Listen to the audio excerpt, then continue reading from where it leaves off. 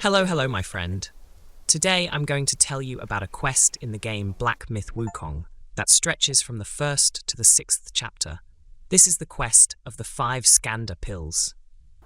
It doesn't make sense to complete it gradually as you progress through the game, unless you accidentally complete parts of it without focusing on this quest.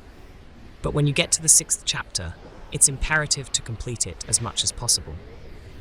After all, in addition to enjoying the battle with a new and interesting boss, you will receive a Five Skandha Pill, which will increase your health, mana, and stamina by 20 units each.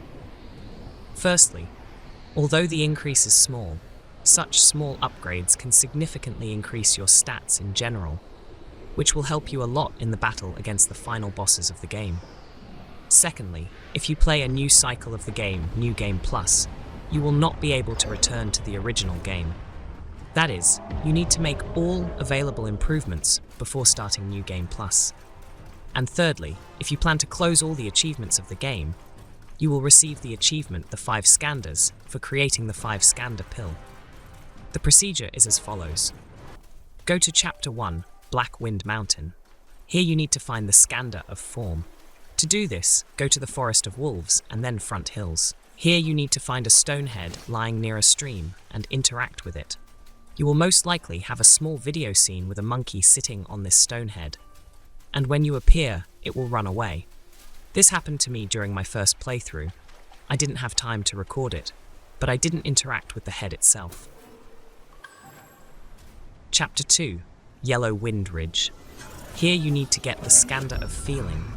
You can only complete this task if you collect 6 Buddha Eyes, activate and defeat the secret boss Shigandang. I hope you've already completed this quest and defeated the boss, but if not, I've posted the location of the 6 Buddha Eyes in a separate video so as not to overload this guide with information. Chapter 3, The New West. Here you need to get the Skandha of Thought. Go to the Valley of Ecstasy and then to the Mindfulness Cliff. Here too, the path to the stone head is a bit more complicated. Most likely you missed this location during the first passage, but it doesn't matter. This video was created to help you. So watch carefully where my monkey is running in the video and do the same. Eventually, you will see a stone head, and when you interact with it, you will get the 3rd quest item.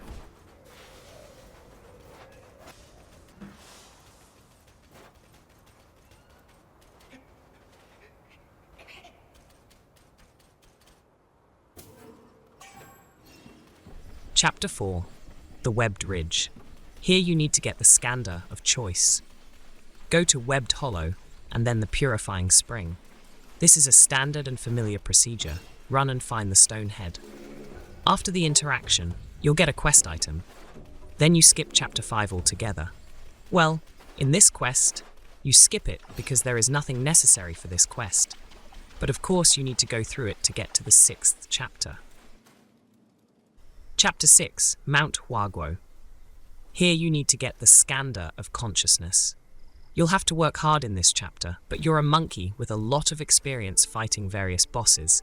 Plus, I'll tell you what to do.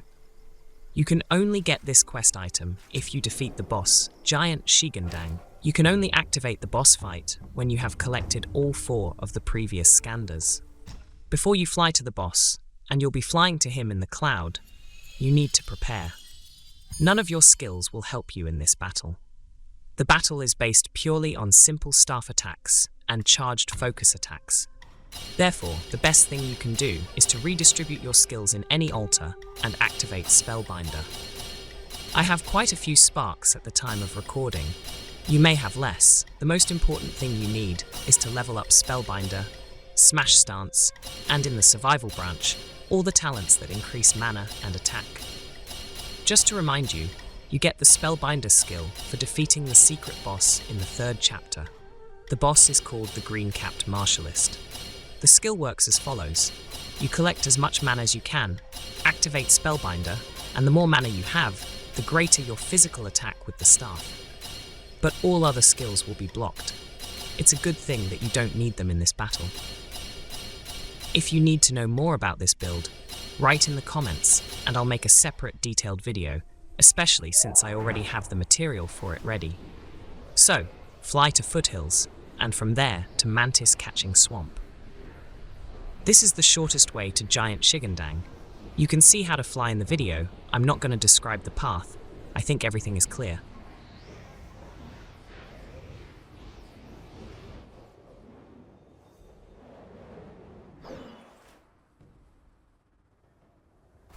Let's move on to the tactics of fighting the boss. Run to the boss, but as soon as he starts moving, run back.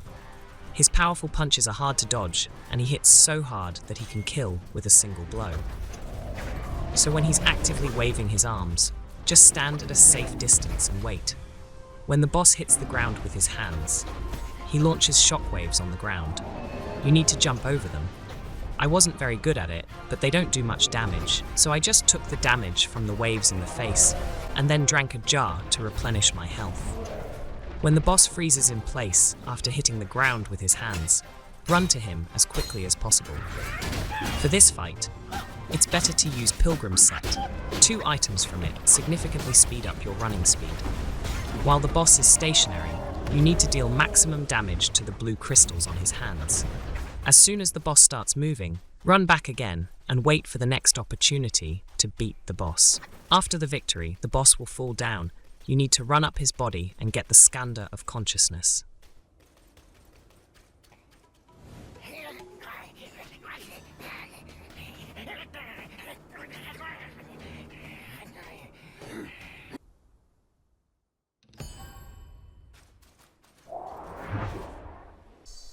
The last part of this quest is next. Everything is very simple. You need to get to Shoe Dog in Zodiac Village. This NPC will have a separate line, show the 5 Skandhas.